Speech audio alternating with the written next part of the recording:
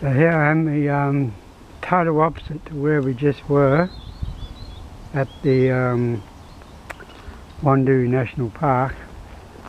This here is the Forrest National Park, just on the outskirts of Perth, in the top of the Darling Escarpment. It is what they call typical Australian bushland. Just thick bush, plenty of trees and more trees. You certainly can't drive through this vegetation. Not like the Wandoo National Park. There's no sparseness about the understory here. This is just thick bush. Certainly where you'll pick up plenty of ticks if you want to go out there and get some ticks. Then multitude of ticks. You can see there, bush. Plenty of black boys, grass trees. They're in flowering now, but got the flowering spikes. You can see there, those flower spikes, as you can see, just a couple there. They can reach 10 to 12 feet tall, which is quite amazing really. They come out of, and grass trees are so slow growing. They grow about, I don't know, what, 3 or 4 millimetres a year. So a lot of these here are over 200 years old, 300 years old even.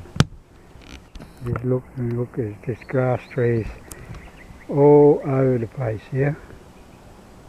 So many. I love grass trees. It's one of the reasons I love the Australian bush. It's just dotted with grass trees.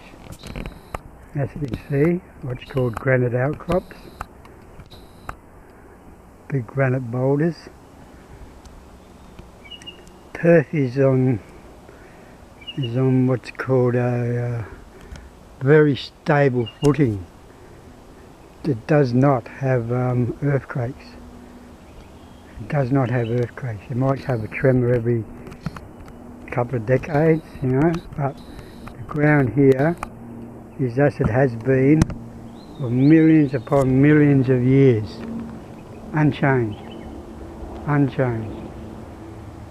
It's just really old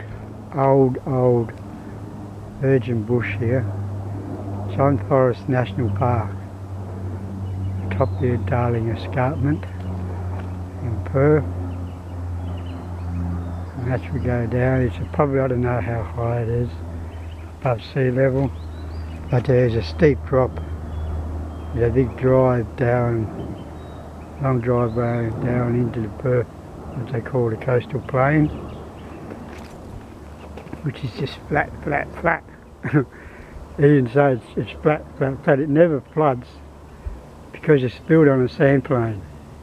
Underneath it is just sand. And if you want a really good garden, especially say a vegetable garden, then you've got to bring in tons and tons of soil, compost, everything, because it won't grow otherwise, just sand. Yeah, you might put down a layer of dirt, but underneath that, when you water it, it just goes straight through because it's sand. It's nothing but sand. I found that out many years ago. So you got to build up the soil.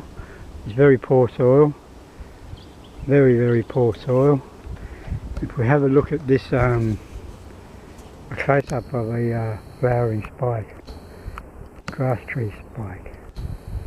I don't know how this will come up in the video, but see, this spike here would be 12 feet tall. at least 10 feet tall. See it go down, down, down, down, down, down, down, down, down to the crown of the actual grass tree, which itself is 5 feet tall. You can see down there, down, down, down. Then we'll go up, up, up, up, up, up, up, up, up, up. And the flowering part starts. It could be anything up to 10,000 flowers on each spike. Bees love them, the birds love them, and they don't always go straight. Some of them go all wiggledy-piggledy, strange shapes. And still going up and up and up and up. Up and up and up and up. See that? At least 10 feet tall, that one. Quite fascinating, really. They're a protected species, so you can't cut them down and take them home. You know, you can't cut the spikes down and take them home. It's protected, and it's very difficult to get home unless you've got a utility or a long truck, because it's just, you know, when something's 10-12 foot long, pretty hard to transport. And you're not allowed to anyway, because you'd get done over. You'd be charged someone to dob you in. And rightly so, you know, because if they were protected, well, you'd be decimated. Even though there's millions and millions and millions of them, in some areas they are so thick it just looks absolutely stunning with the burnt trunks and the green skirts and the flowering spikes. It's just, I love it. What more can I say, but I love it. I love it, I love it, I love it, I love it, I love it, I love it. John Forrest National Park. Pretty different to the Wandoo National Park, I'm sure you agree. I'm standing atop a granite boulder here. I just got to be careful I don't slip off the edge. Because, you know, I don't really want to do that. I've got to go back to work next week.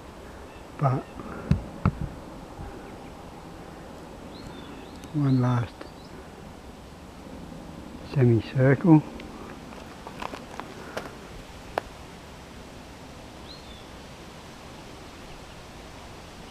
Granite boulders are everywhere. Granite, granite, granite.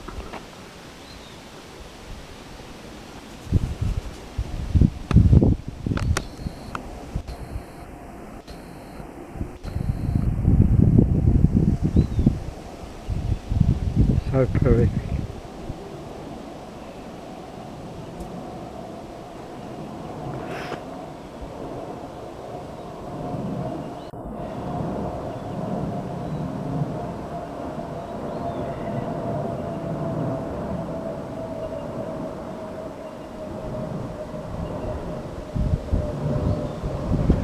See this one here? This one's only about 9 feet tall.